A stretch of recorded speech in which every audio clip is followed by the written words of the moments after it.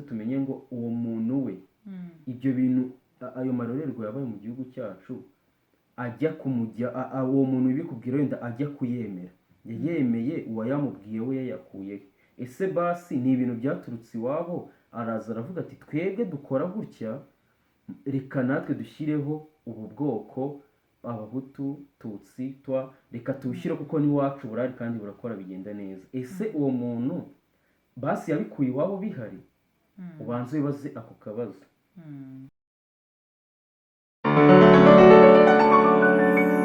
azi kuri channel ya Aaron and Sonia turabakunda cyane ni ukuri turabakunda cyane cyane kandi duhereza ikaze n'abantu baturutse kuri ahantu hagiye hatandukanye yaba kuri Rose TV show n'abandi bagiye baturutse ahantu henshi hagiye hatandukanye bakomeje kutwereka urukundo kandi natwe turabakunda ni ukuri dukomeze tubane turabakunda nibyo nababwiye yuko buriya iyo umuntu akweretse ko agukunda akakwereka ko muri kugendana nta muntu n'umwe bitashimisha iyo ubona umuntu azayifatanya nawe ugakeya platform nk'iyi ukabona umuntu aje agusanga murahuje biraryoha umuntu ukwereka ko muri kugendana nkeka ko wenda namwe mubindusha cyane ariko hagati aho tunaboneraho guhumuriza abanyarwanda muri rusange ku bw'ibihe turimo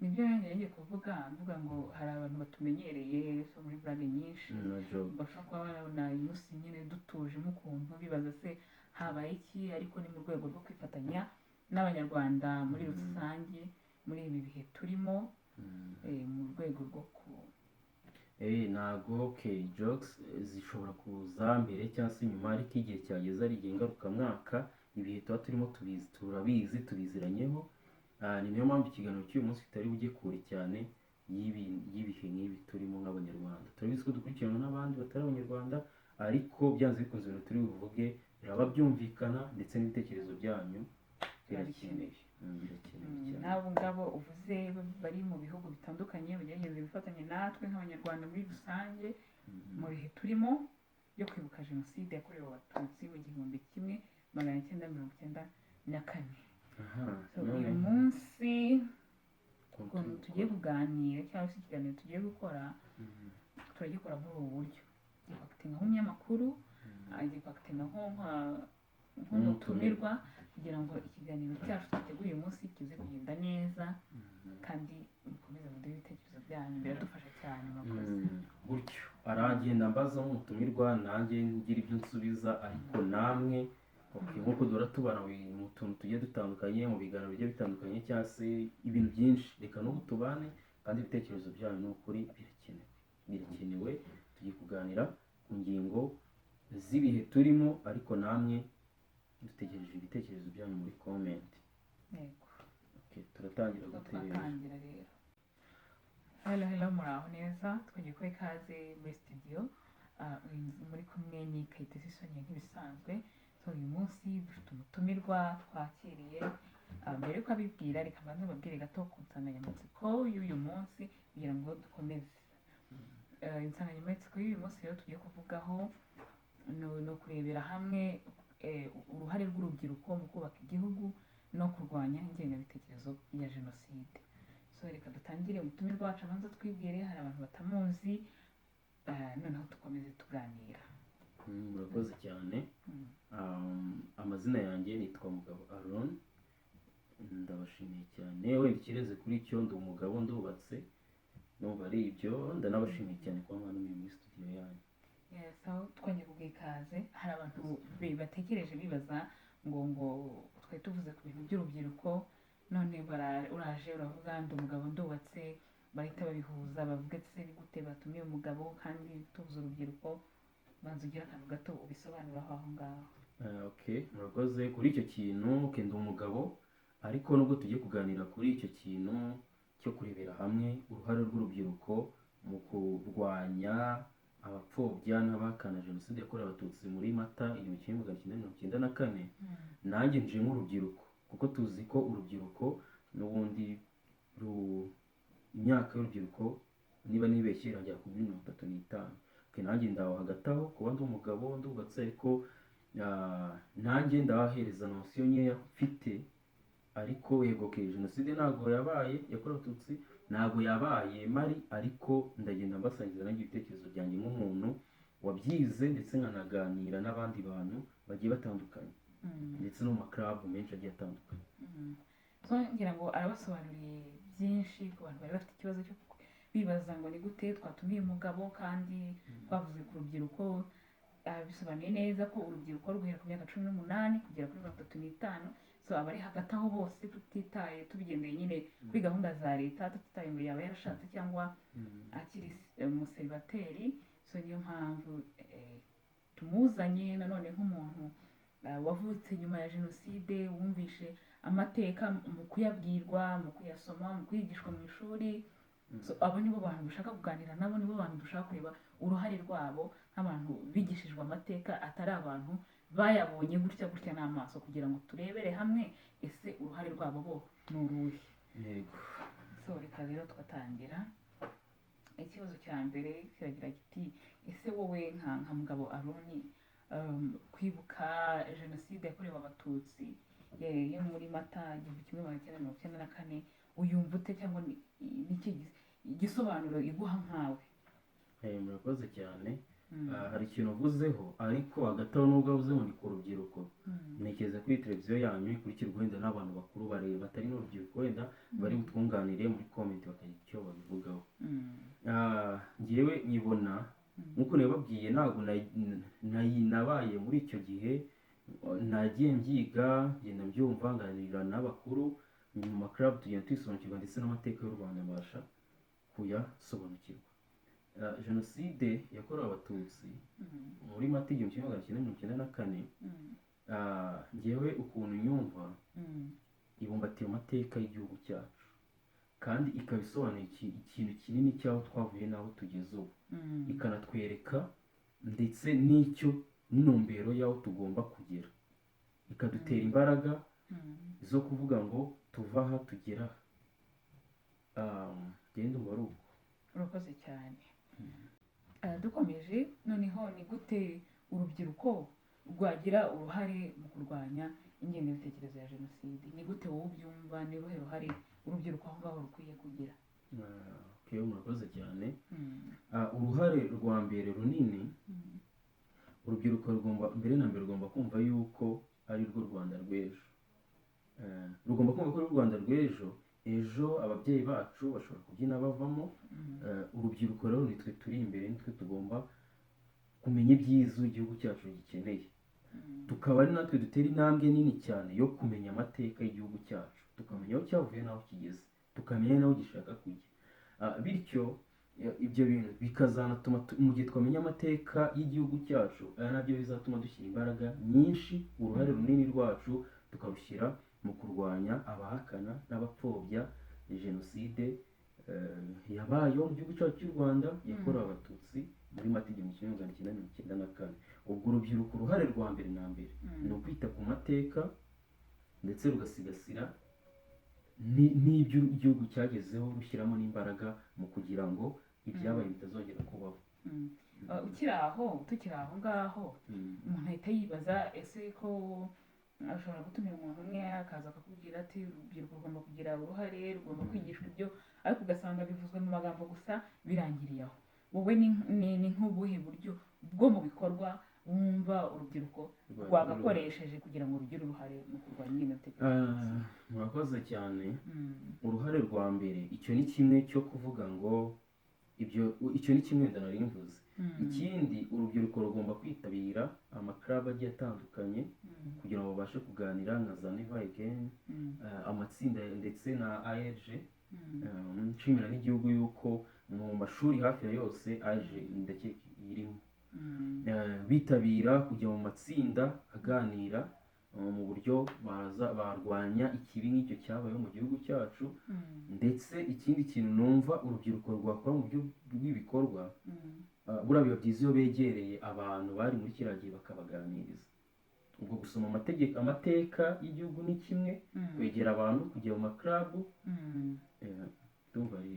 Urakoze cyane kubw'ibitekerezo byiza uduhaye, nakeka n'urubyiruko rudukurikiye muri kugenda mwumva uburyo urubyiruko rwagira uruhare mu kurwanya ingengabitekerezo ya jenoside nk'uko umwe muri bagenzi banyu ni nk'iyihe nama waha nk'urubyiruko nk'uko tuba tubivuze kurwanya ingengabitekerezo ya jenoside ururwa nk'umuntu w'urubyiruko nk'ubu tuvuga urugero nkanjye ndi urubyiruko nkagenda ngahura n'umuntu ushyiramo iyo ngengabitekerezo cyangwa se umuntu upfobya ese ni iyihe nama wampa ku buryo n'uwo muntu twahura niba ntashoboye no kumusobanurira wenda we ngo ahinduke ese n'iki ngewe niyihe nama wampa ku buryo noneho ngewe bingumisha mu murongo muzima.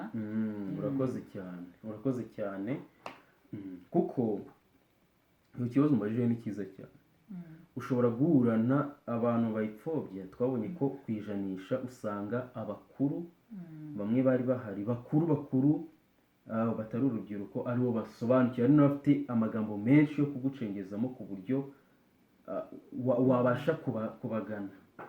ubwo inama nabaha nk'urubyiruko nkanjye waganiriye na benshi wasomye amateka y'igihugu nkayumva kandi nkayubaha, numva yuko ikintu cya mbere na mbere ugomba kumenya, banza ukora ibyo bintu nagusabye, usome ayo mateka y'igihugu, amateka igihugu cyacu cyanyuzemo, ariko nanone tubanze twibaze akantu kamwe, ese umuntu tubanze tumenye ngo uwo muntu we ibyo bintu ayo marorerwa yabaye mu gihugu cyacu ajya kumujya uwo muntu ubikubwira wenda ajya kuyemera, yemeye uwayamubwiye we yayakuye, ese basi ni ibintu byaturutse iwabo araza aravuga ati twebwe dukora gutya, reka natwe dushyireho ubu bwoko abahutu tutsi twa, reka tuwushyire kuko n'iwacu burari kandi burakora bigenda neza. Ese uwo muntu basi yabikuye iwabo bihari?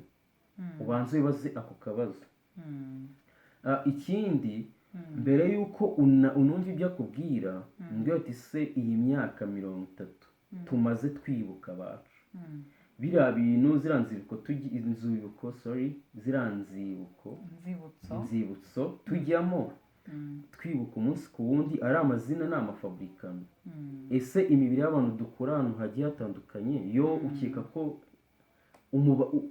wamubaza ibibazo byinshi kandi byatuma cyangwa se ukabyiho ukabona yuko ibyo akubwira atari byo. ikindi kintu ntabwo azakubwira ngo bimeze wenda ngo gana inzira zanjye kandi ubona ari igihugu cyaturutse n'ababyeyi naho kiri abasaza bacu, ababyeyi bacu ibyo batubwira umunsi kundi baratwereka ibyiza igihugu cyacu gishaka kugeraho, turanabibona ko aho cyavuye naho kiri kujya ariho heza. ese uwo muntu yaba akumvisha iki? ikindi kintu nibaza, turabizi ko hari abagororwa benshi bemera icyaha bakavuga ati ibintu byarabaye bikorwa gutya na gutya, turemera icyaha tukanasaba imbabazi. ese abo basaba imbabazi bigiza nkana?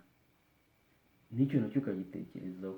hagati aho kuri icyo kibazo warumbajije, nta mpamvu n'imwe y'umuntu yatuma akubwira ngo gana izi nzira, pfobya, hakana, kandi ahubwo izo ngingo nkwaye nawe wenda n'abandi baraduhereza nyinshi muri comment batubwire, ariko nta mpamvu n'imwe yatuma hari umuntu upfobya wabasha kuguhindura mind. nk'urubyiruko nuba mwakomeje kumva ibitekerezo byinshi umugabo Aaron akomeje kugenda aduha byerekana cyangwa se bitanga inama ku rubyiruko rw'ukuntu bashobora gukomeza kubumbatira amateka y'igihugu kandi barushaho kwirinda abapfobya jenoside ndetse barushaho no kuba ba nkingi ya mwamba mu kurwanya ibyo bitekerezo bibi. so urakoze cyane rero Aaron, tugikomeza noneho wakomeje kutubwira, wakomeje kuduha inama nyinshi, wakomeje kutubwira uburyo urubyiruko amakabu bajyamo, abafasha kugira ngo ibyo byose babashe kubyirinda. so noneho hari uruhare ubona rwigeze rugirwa n'urubyiruko muri iyi myaka 30 ishize, cyangwa urabona ari ubu ngubu aribwo uruhare rw'urubyiruko rugiye kugaragara? urakoze cyane, icyo kibazo ndacyumva neza cyane. ntabwo uruhare navuga ko ubu nonaha muri iyo myaka yose icyo aribwo rugiye kugaragara, kuko izo ARG club nyinshi za Never Again n'izindi nyinshi cyane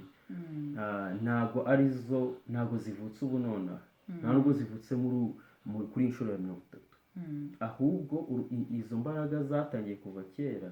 Ahubwo iyo tuganira kuri ibi tuba tugira ngo n'abandi batarabisobanukirwa babyinjiremo neza, bamenye aho bagenzi babo bari, ibyo basobanukiwe nabo babashe kubisobanukirwa, twese tujye tuzisenyera umugozi umwe. Ikindi kintu navuga kuri icyo ntago ari uko urubyiruko twavuga ngo rutangiye nonaha, kuko nizo za Never Again ARG zimaze imyaka myinshi, kandi usanga no muri ibi bihe iyo tubirimo usanga ari urubyiruko ruba rufitemo uruhare runini. Barabisobanukiwe, ntabwo ari ubu, ahubwo turashaka ko n'abandi bibajyamo. So reka ngushimire cyane ku mwanya wawe waduhaye, wakoze cyane, kandi numva tubikuyemo inama nyinshi ndetse n'abadukurikiye hari ibitekerezo byinshi bagiye utanga.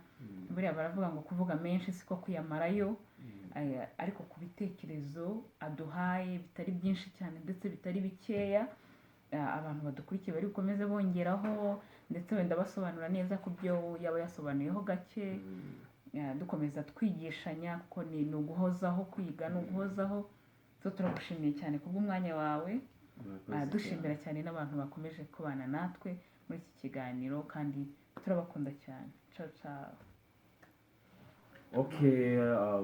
Ubwo ikiganiro cyacu cy'uyu munsi ni uko twe twagipanze, ntabwo twari turi kwakitinga nk'umunyamakuru no mu tumirwa bya filime gusa, ahubwo niko twe twapanze ku kiganiro cyacu cy'uyu munsi kiri bugende dutanga uruhare rwacu nk'urubyiruko.